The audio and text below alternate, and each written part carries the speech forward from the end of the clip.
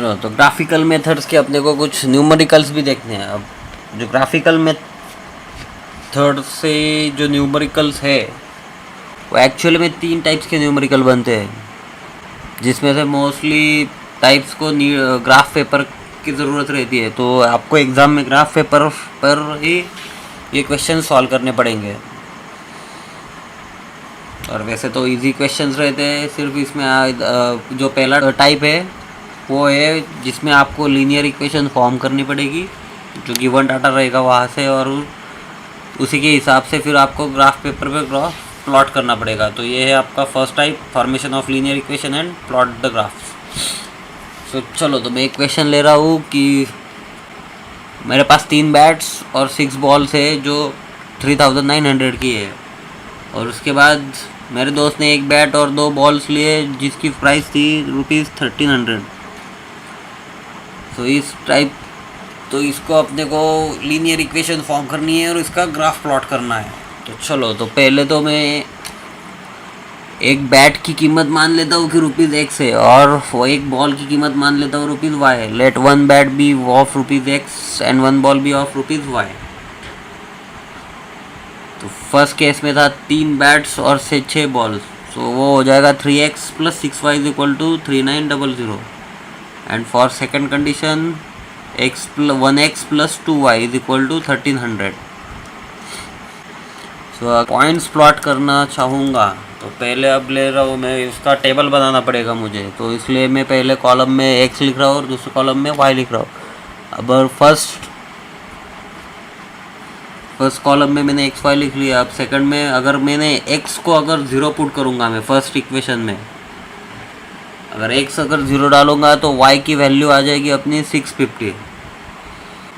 और उसी तरह अगर y = 0 पुट करूँगा तो x की वैल्यू आ जाएगी 1300। सो ये मेरे 2 points for first equation form हो गए। एक पॉइंट है 0,650 और दूसरा है 1300,0।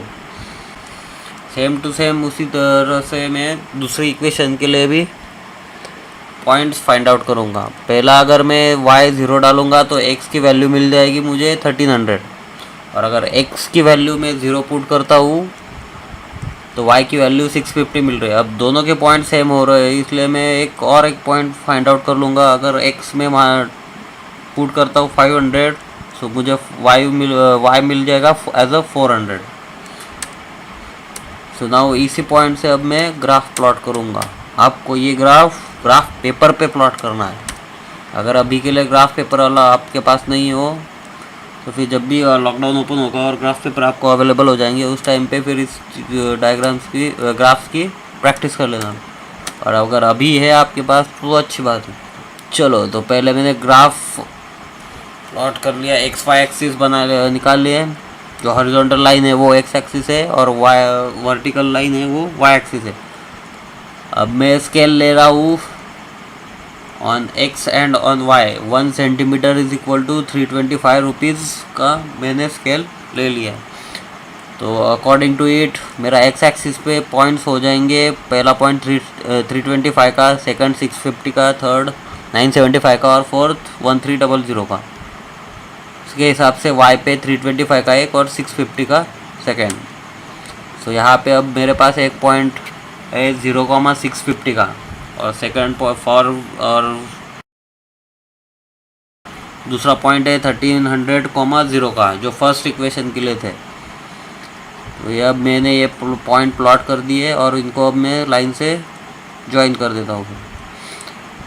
और सेकंड इक्वेशन के लिए देखा जाए तो 500,400 ये एक और पॉइंट आया था जो इसी लाइन पे लाई करेगा, क्योंकि थर्ड लाइन के जो फर्स्ट 2 पॉइंट अपन ने निकाले थे वो सेम टू सेम जो फर्स्ट वाले लाइन के लिए थे वही थे। उसी कारण दोनों जो लाइन्स है, अब यहाँ से अपने को ये बात पता चल जाती है कि जो दोनों जो इक्वेशंस अपनी फॉर्म हुई थी वो कौन सी टाइप की थी, कोइंसिडेंट लाइन टाइप की थी।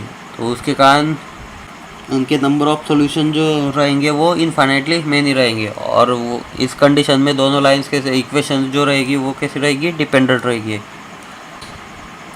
जो आपके सामने जो ग्राफ है फिर वो ये रिक्वायर्ड ग्राफ में दिखाते वक्त आपको सारी की सारी चीज़ें अच्छे से दिखानी है, कोई चीज़ मिस नहीं होनी चाहिए। पहले तो दिखाओगे तब एक्स वाई एक्सिस दिखा मतलब वो रिप्रेजेंट करनी पड़ेगी। उसके बाद आपका स्केल रहेगा, वो स्केल रिप्रेजेंट करना पड़ेगा।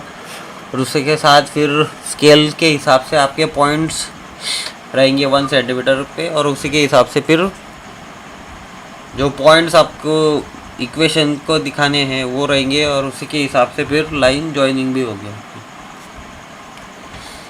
ओके, तो ये हो गया आपका टाइप 1 का क्वेश्चन।